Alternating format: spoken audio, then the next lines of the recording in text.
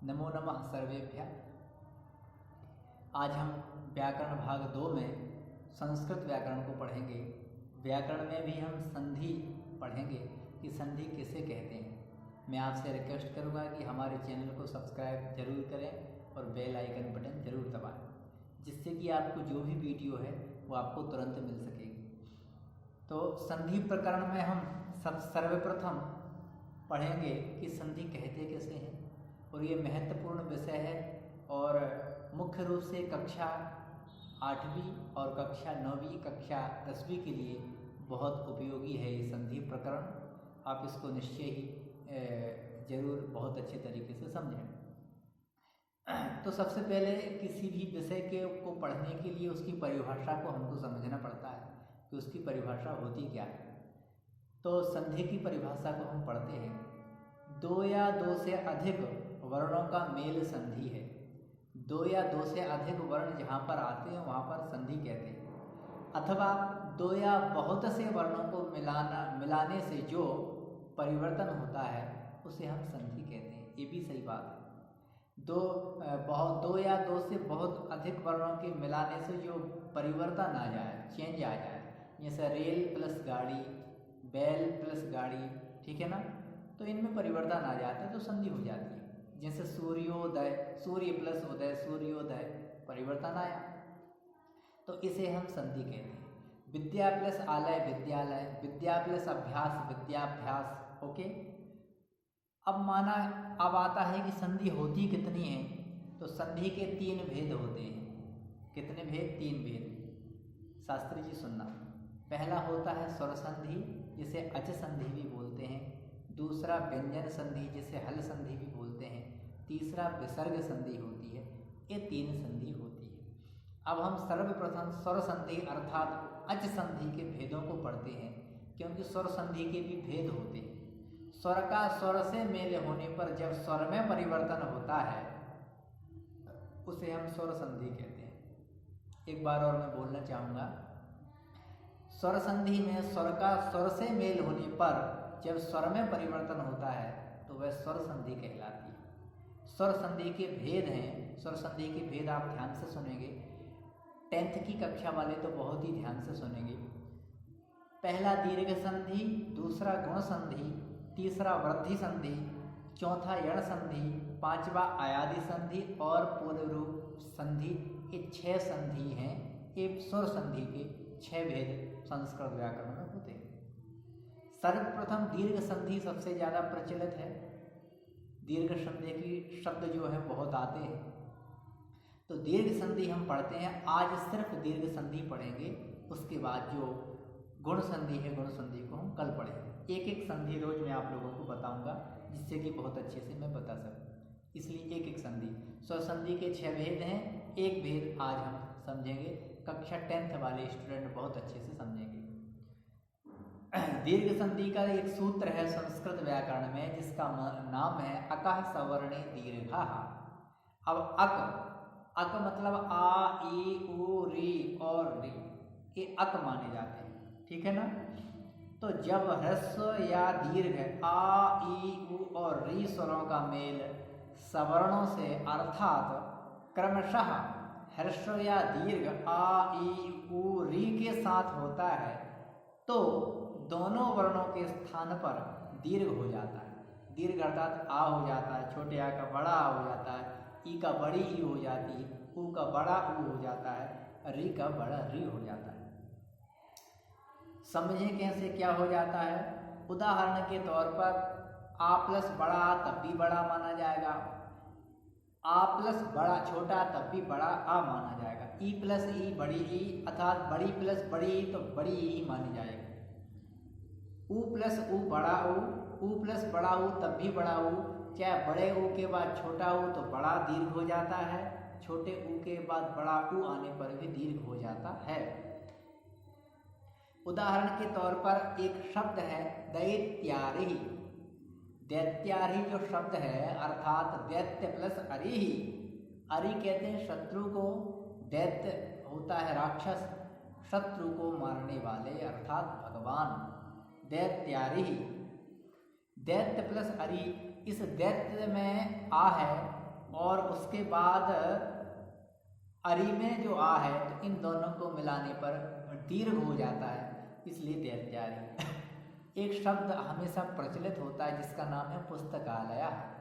पुस्तक प्लस आलय, पुस्तक हलंत नहीं है, पुस्तक प्लस आलय।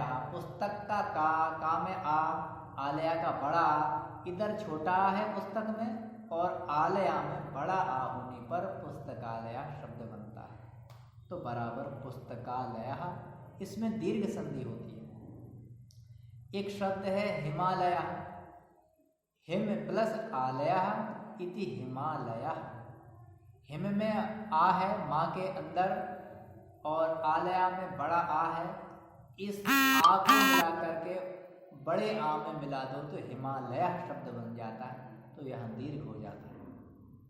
विद्याभ्यास, विद्या प्लस अभ्यास, विद्या में आ है बड़ा आ है, अभ्यास शब्द में छोटा आ है, तो बड़े आ को छोटे आ में मिलाने पर विद्याभ्यास शब्द निष्पन्न होता है, यहाँ भी दीर्घ हो जाता है। विद्या प्लस अर्थी विद्यार्थी, देखिए विद्या प्लस अर्थी है, अर्थी में छोटा आ है, विद्या में बड़ा आ है, दोनों को जोड़ दोगे तो विद्यार्थी बन जाएगा, यहाँ भी दीर्घ संधि है। कुछ शब्द ऐसे हैं आपको याद करना पड़ेगा, पर कुछ शब्द ऐसे हैं जिनको समझना पड़ेगा। विद्यार्थी, शरणार्थी, धनार्थी, मोक्षार्थी, विद्यार्थी, पुस्तकालय, विद्याभ्यास, आप समझ जाइए, समझने में आप हर शब्द का ज्ञान कर सकते हैं।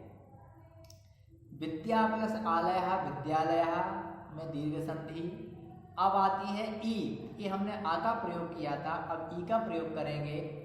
गिरीशः, रवीन्द्रः, ओके, नदीशः और गिरीन्द्रः, रवीन्द्रः, ऐसे जो शब्द आते हैं वहाँ भी दीर्घ संधि होगी। उदाहरण के तौर पर रवीन्द्रः, जिसका हिंदी में रवीन्द्रः, संस्कृत में रवीन्द्रः, हिंदी में रवींद्र बन जाता है, तो दीर्घ संधि। कैसे? रवि प्लस इंद्रः रवीन्द्रः, रवि में ई है, इंद्र में भी ई है, उन दोनों को ई को मिला दो तो रवीन्द्रः बन जाएगा। ऐसे ही एक शब्द आता है गिरीन्द्रः, गिरि प्लस इंद्रः बराबर गिरीन्द्रः, ओके, गिरि प्लस इंद्रः बराबर गिरीन्द्रः, शब्द निष्पन्न होता है। पता कैसे चले कि दीर्घ संधि? एक शॉर्टकट आदि आइडिया ये है कि जहाँ पर बड़ी की मात्रा हो वहाँ पर भी हमेशा प्रायः दीर्घ संधि मानी जाती है। गिरीन्द्रः, गिरि प्लस इंद्रः बराबर गिरीन्द्रः।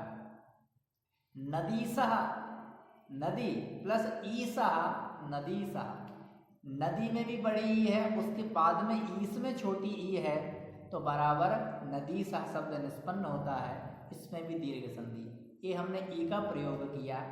अब आता है ऊ का प्रयोग। गुरुपदेशः, गुरूपदेशः, ओके, भानुदयः, बधूत्सवः। अब इन ऐसे शब्द जहाँ पर आपको सुनाई दें, दिखाई दें, तो आप समझ जाइए वहाँ पर भी दीर्घ संधि है, वो ऊ की मात्रा में, ऊ के कारण। गुरूपदेशः, गुरु प्लस उपदेशः, गुरुपदेशः, ओके, यहाँ भी दीर्घ संधि। गुरु प्लस उपदेशः, गुरु में ऊ है और उसके बाद में उपदेश में भी ऊ है, तो गुरूपदेशः। कई जगह हमेशा प्रायः ये शब्द गलत लिखा जाता है, न्यूज़पेपर में, समाचार पत्र में प्रायः देखा जाता है कि गुरुपदेशः लोग कहते हैं, पर वो है गुरूपदेशः, क्योंकि दीर्घ संधि होने पर गुरु का ऊ है और उपदेश का ऊ मिला करके गुरूपदेश शब्द निष्पन्न होता है, इसलिए यहाँ भी दीर्घ संधि बनती है।